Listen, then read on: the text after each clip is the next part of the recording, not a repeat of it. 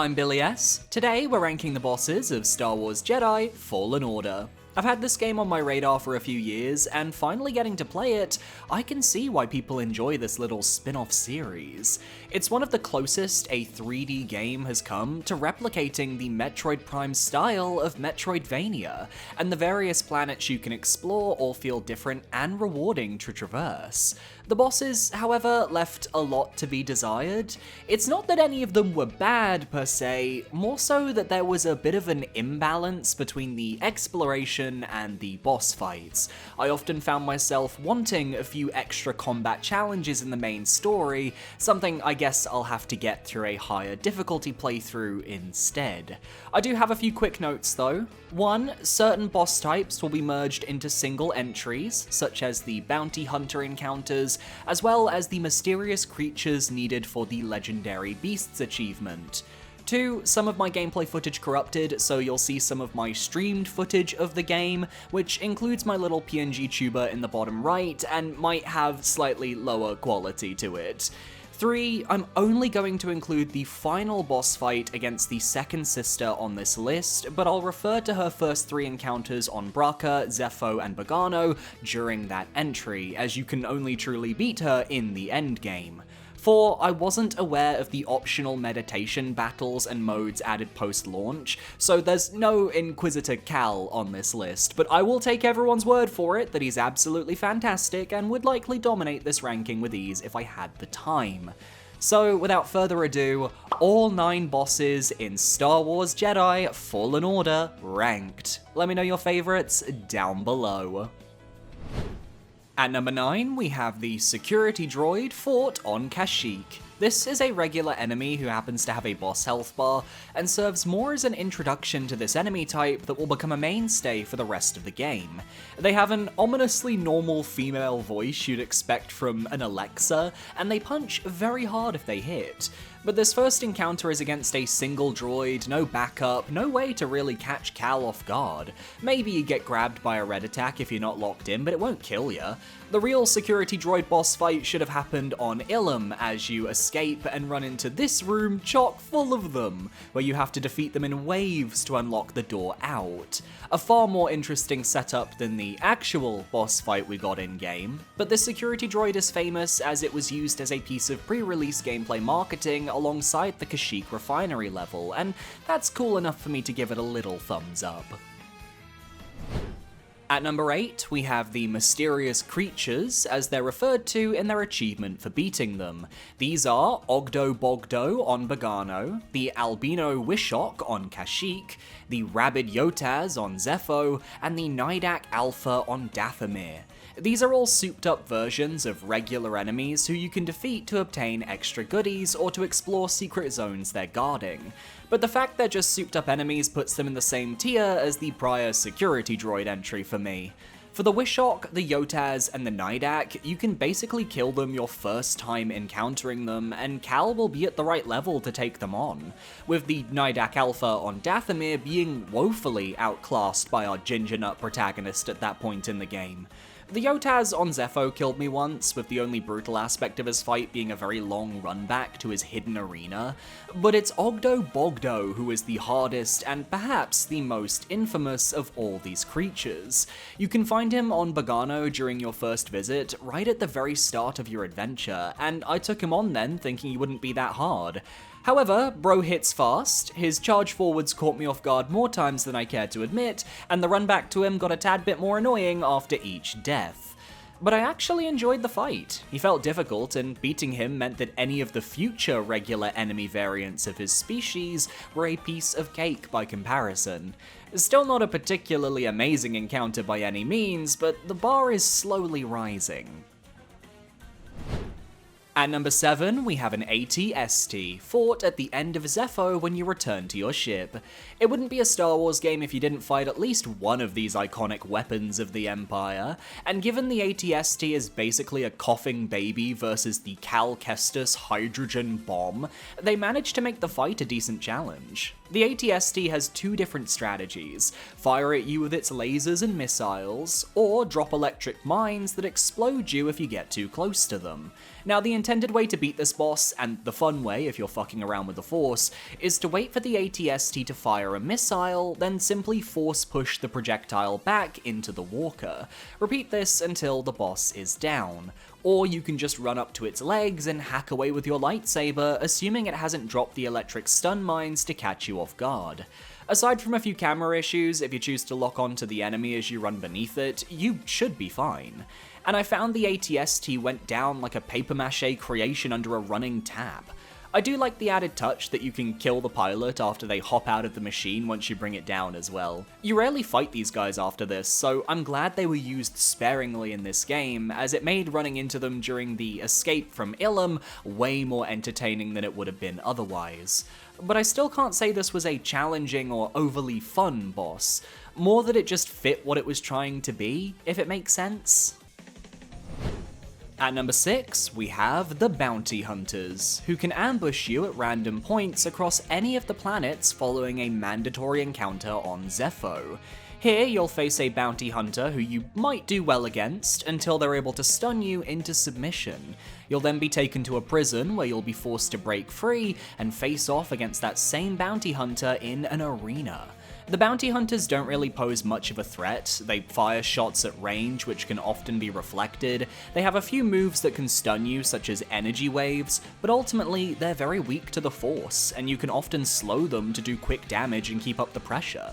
I like the guys that charge forwards at you like a train. They have no plan, and I respect it.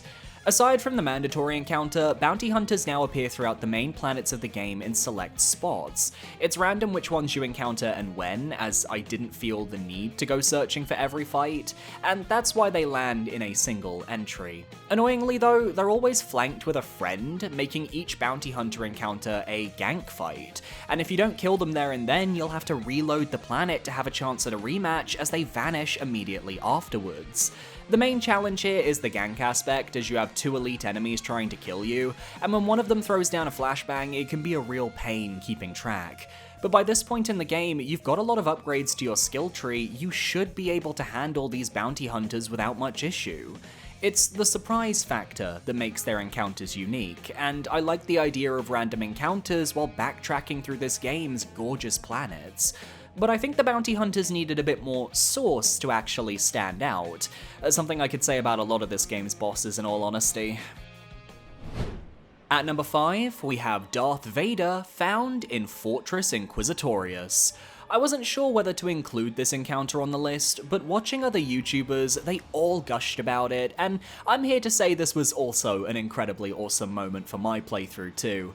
Darth Vader needs to feel like a threat. He is this ominous force in the galaxy and canonically can't be taken down until Luke appears later in the series. So of course, Cal has no choice but to run away. And this entire boss fight is an escape sequence. You hop over debris, avoiding the obstacles Vader conjures through the Force, and it is a raw display of his power. He feels so strong here, so attuned to the dark side, that it's a miracle we even made it to the elevator that gets us out of the facility.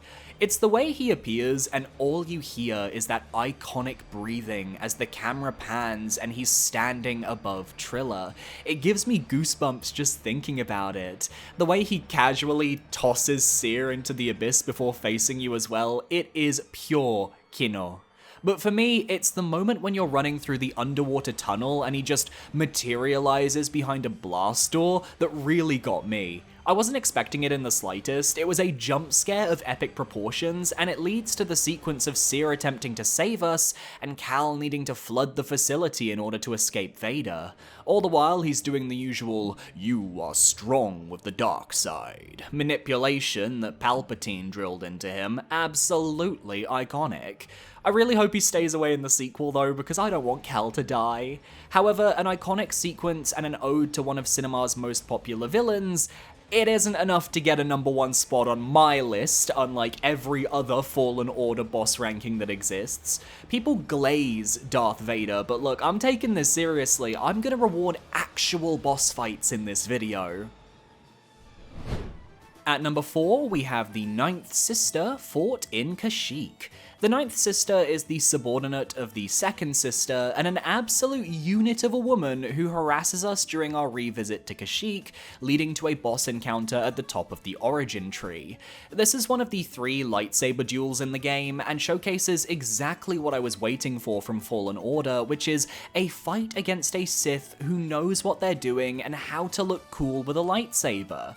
Not to mention the arena we face her in is stunning. Atop the tree it looks very natural, like it could be the nest of the big bird creature we saved while exploring here. The Ninth Sister paces herself, starting with just one lightsaber in the first half, before switching to her dual setup in the second half, and I found her a lot of fun. She's got a lot of unblockable attacks you have to watch out for, and I really enjoyed sidestepping them and hitting her with a few parries to lower her defense. I was playing on the average difficulty, which meant parrying wasn't that hard, and I'd argue her parry timings got a tad easier when she broke out the dual lightsaber, but her attacks looked so stylish and extra that I didn't mind that I wasn't struggling. In fact, I was quite happy to just relax with Fallen Order and not worry about overly difficult bosses. I wanted that Jedi fantasy, and it gave me that with aplomb.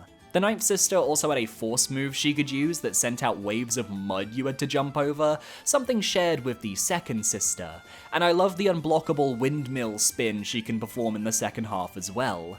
Ultimately, the Ninth Sister is just a really strong battle. Of all the bosses, it felt the most traditional when compared to a Souls-style game, and yet I can't help but feel a bit cheated that we defeated her in cutscene. Some of the coolest moments didn't happen while we were in control, and I wish games would take a leaf out of God of War's book and allow us to control some of those stylish end-of-fight moments with a QTE or two. I also suspect she's not dead, as we just force push her off a tree and never see the body, so if she comes back in the sequel, awesome. If she doesn't, that's a really underwhelming death for a character. At number 3, we have Trilla Siduri, the Second Sister, whom we fight 4 separate times across the game, though only the final encounter with her is a true boss fight from start to finish.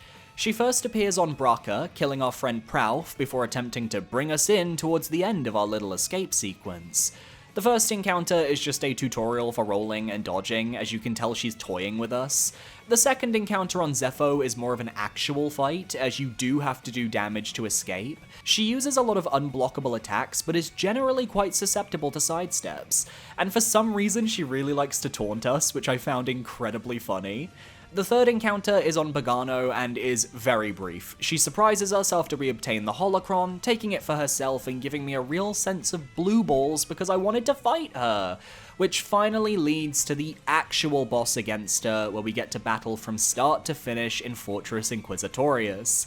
Trilla is tough, easily one of 2 bosses to really put me to the test, despite being able to defeat her first try.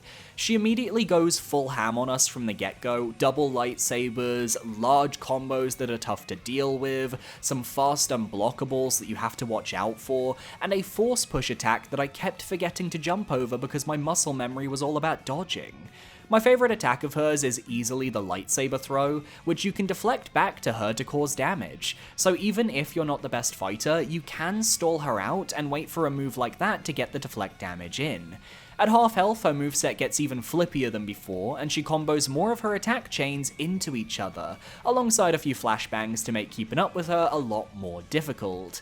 But I eventually realized just how powerful parrying her attacks was in trying to defeat her, which helped me survive most of her second phase with no healing.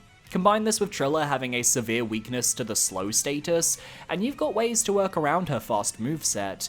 Though honestly, I kinda think she shouldn't have been weak to slow, as it's such a powerful force tool that it makes her fight a little bit too easy.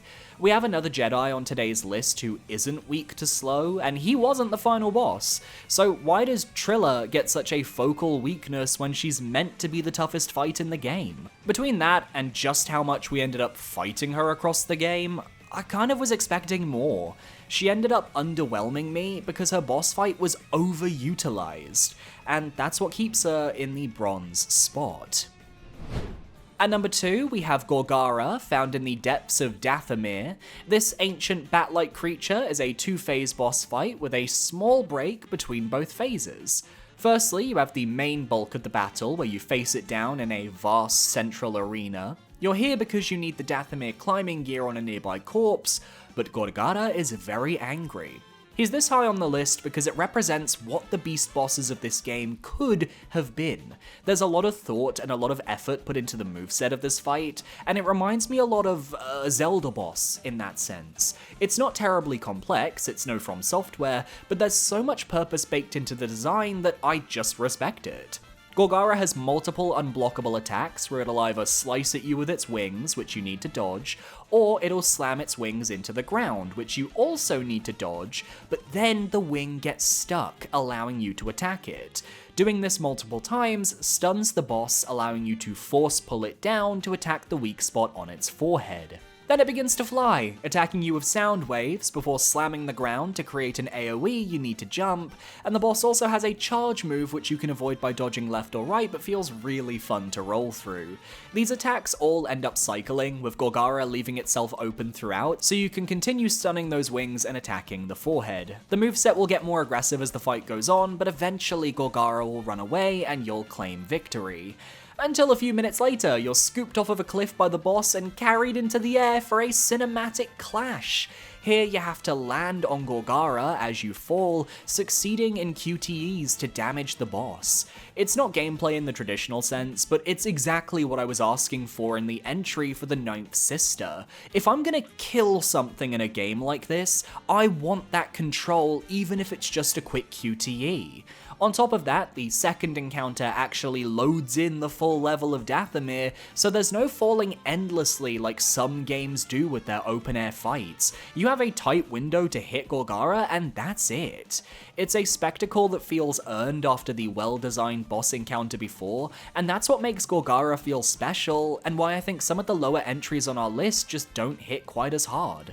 Fallen Order really had a lot of kinks to work out with the boss fights, something I hope is improved in Jedi Survivor.